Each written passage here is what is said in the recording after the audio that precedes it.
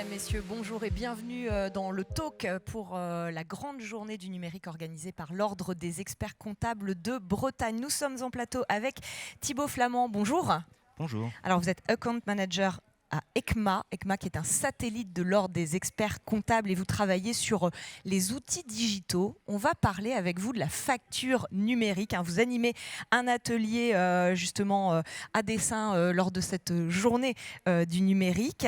Alors, est-ce qu'on peut rappeler un petit peu, pour faire la base, cette facture numérique, Quesaco, de quoi il retourne ? Alors effectivement, la facturation électronique, c'est un gros bouleversement pour l'ensemble de l'écosystème des entreprises en France. Pourquoi ? Tout simplement parce qu'aujourd'hui, on extrait tous les réflexes et tous les modes de facturation qui ont été, qui sont produits aujourd'hui, qui sont proposés aux entreprises, pour passer sur un nouveau critère, sur un nouveau standard. Ce nouveau standard va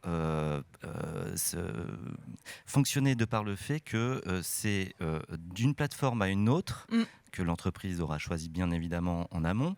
Les factures transiteront d'une plateforme à une autre et délivrer de l'information à l'administration fiscale dans le but justement, et ça c'est tout l'enjeu de la facturation électronique, dans le but de recouvrer la TVA le plus rapidement possible pour l'État. Oui, donc adieu finalement la facture papier qui était un peu l'outil de base oui, des experts comptables. La facturette, le format PDF, le format...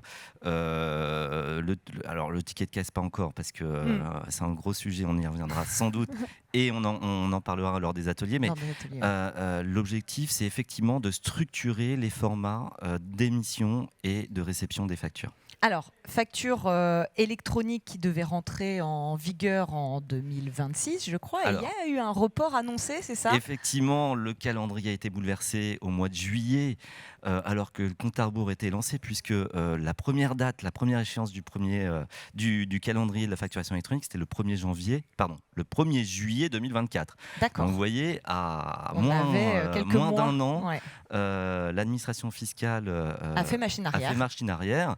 Alors, officiellement, manifestement, personne n'était prêt. Donc, finalement, est-ce que c'est un bien pour un mal ? On évoquera le sujet.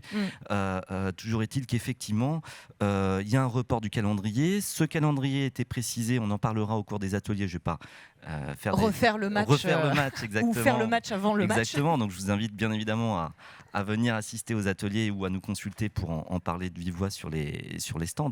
Mais il y a un bouleversement quant au timing de la mise en œuvre de la facturation électronique. Alors, l'impact justement de ce report, c'est quoi ? Alors, vous avez évoqué les raisons, on n'était peut-être pas tellement prêts, mais finalement, ça a quoi comme impact de reporter ? Chez ECMA, quand on a appris ça, déjà, comme on est très mobilisé sur le sujet, ça fait X temps qu'on travaille. On était, je ne vous cache pas, un petit peu déçus de cette annonce, voire un peu surpris. Bon.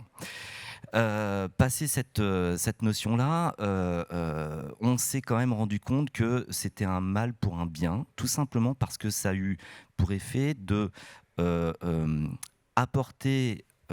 non pas reporter l'intérêt des cabinets à la facturation électronique, mais à apporter plus de sérénité sur la mise en place de la facturation électronique. Oui, parce que clairement, on n'était pas prêts, c'est ça ? Je pense qu'il y avait un effet précipitation qui n'était pas forcément bon, d'autant plus que le 1er juillet 2024, qui était la première échéance de la facturation électronique, comme vous le savez, c'était au lendemain d'une période fiscale qui est toujours une période compliquée et chargée pour les cabinets. Donc c'est vrai que pour la profession, c'était compliqué à mettre en œuvre.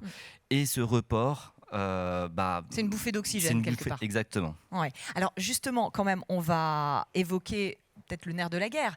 Il ne faut pas attendre pour anticiper cette entrée en vigueur de la facture électronique. Et ça, c'est ce sur quoi vous voulez alerter avec ECMA. Alors effectivement, déjà parce que le report fait qu'il y a toujours un calendrier qui est mis en place. Alors c'est quoi le nouveau calendrier du coup ? Alors le calendrier, dans les grandes lignes, on peut en parler, mais c'est pas encore voté puisqu'en fait ça a été une annonce faite par le ministre de l'économie Bruno Le Maire lors du congrès sur le timing, mais soumise à... Mais il n'y a pas de date alors ? Alors, il y a une date qui serait une obligation. Alors, je parle avec du conditionnel puisque c'est pas paru au JO, au journal officiel, mais la date de mise en place effective, c'est le 1er janvier 2026. Ou en tout cas 2026. 1er janvier, je ne sais pas, 2026. Donc on a gagné 2 ans, quelque part. On a gagné 2 ans sur l'obligation. Mais il ne faut pas donc attendre pour la mettre en œuvre, vous le dites. Exactement, il ne faut pas attendre parce que les cabinets, eux, vont se positionner en amont pour proposer des solutions à leurs clients.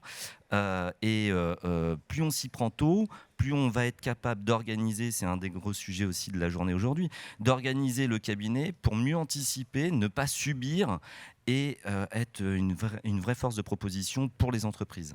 Oui, donc là, votre conseil, c'est qu'il faut s'y atteler dès maintenant, adapter ses outils et adapter sa philosophie d'entreprise. Exactement, adapter sa stratégie d'entreprise, adapter son management en conséquence, et proposer une approche différenciante des autres acteurs, parce que le sujet de la facturation électronique, c'est aussi d'autres acteurs sur le marché, malheureusement, qui viendront butiner sur les plates-bandes des experts comptables. Ouais, donc pas prendre de retard, sinon on risque de se faire griller peut-être la priorité. Exactement. C'est vrai que si les experts comptables ne parlent pas de sujet de facturation électronique à leurs clients, eh bien d'autres s'en chargeront. Et c'est tout ce qu'on veut pas. Merci beaucoup. C'est pas le but. Merci beaucoup Thibaut Flamand pour cet éclairage sur la facture électronique. On se retrouve très bientôt sur le plateau du Talk pour d'autres sujets. À tout de suite.